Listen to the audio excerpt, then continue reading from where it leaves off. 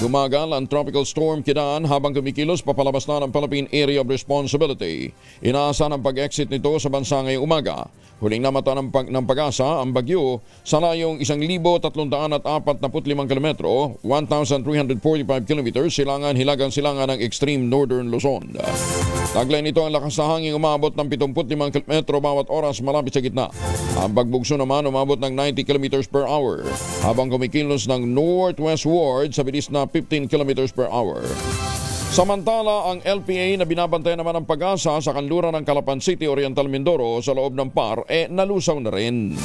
Yan man, ang LPA ay nagdulot pa rin ng mga pugulan sa Metro Manila, Mimaropa, Calabarzon, Bicol Region bago ito tuluyang nalusaw. Ayon sa pag-asa, ang southwesterly wind flow ang dahilan ng pagulan at thunderstorm sa Visayas at Mindanao. Northeasterly wind flow naman ang nakakaapekto sa Batanes at Babuyan Island, habang localized thunderstorms lamang ang nararanasan naman sa ilang bahagi ng Luzon. Alas 5 na ng umaga, kasama natin si Dan Villamil mula sa Pag-asa. Dan, good morning.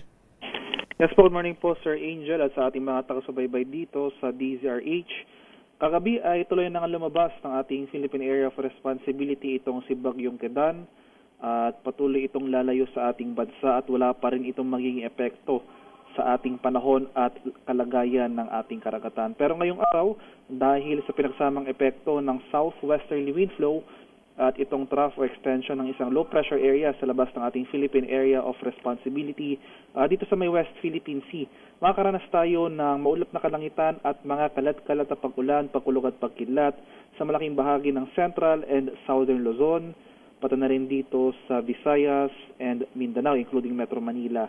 Kaya maghanda po tayo at maging alerto sa mga banta ng flooding at landslides, lalong-lalo na kung tuloy-tuloy ang pag-ulan na ating mararanasan. Sa nalalabing bahagi ng Luzon, dito sa area ng Ilocos Region, Cordillera at Cagayan Valley ay mas maaliwala sa panahon na ating inaasahan, bagyong maulap hanggang sa maulap na papawirin sa samahan lamang yan ng mga biglaan at panandaliang pag-ulan na dulot ng localized thunderstorms. Sa kalagayan naman nating karagatan, walang gale warning na nakataas, banayad hanggang sa katamtamang pag-alon ang mararanasan sa malaking bahagi na ating bansa. Sir Angel? Dan, kahapon ang tindi ng buhos ng ulan sa may bandang Baguio, La Union. Ano yun? Kasama epekto ni Kidan? Opo, so hindi po Sir Angel. No? So, hindi. Most likely localized thunderstorms po ito. So asahan po natin, ngayong araw, ganoon rin po yung most likely may mga localized thunderstorms rin po tayong mararanasan over most of northern Luzon. Itong cloud cluster na nakikita natin sa may bandang Mindanao? So part po yan ng yung southwesterly wind flow na tinatawag natin. So, talaga? Ganun kakapal?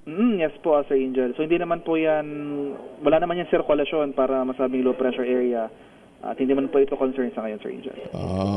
Okay. Pero mga anong oras bubuhos?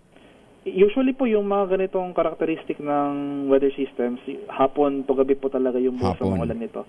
As early as ngayong umaga, may mga early morning thunderstorms na po tayo dito sa area ng Bulacan as well as sa Quezon.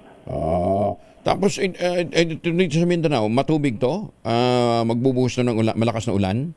Yes po, dahil po sa southwesterly wind flow, no? So, kumbaga ito yung mga last na bugso nung nag-issue na po tayo ng termination ng habagat. So, kumbaga ito na po yung mga remnants ng habagat dahil patransition na po tayo sa amihan. So, ito pong northern portion ng Mindanao in particular, ito po yung makakaranas ng mga pagulan ng itong southwesterly wind flow ngayong araw.